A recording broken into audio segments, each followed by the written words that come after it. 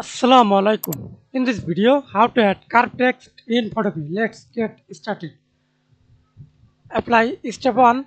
Create a new layer. Click the text. Type tool. I use black color. Then type text. Curved text. Okay. Then double click warp ARC bend. And step 2. Again create a new layer.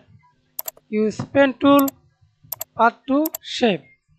Fill color close, stroke color, and click anywhere, carve, hold alter, carve, hold alter. Then again click a text layer, text tool, type and click point and type any text, example carve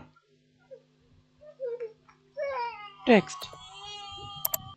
You can use for this you can use right text for middle click or side middle click. That's it. Thanks for watching video. Please subscribe to my channel, like, comment, share.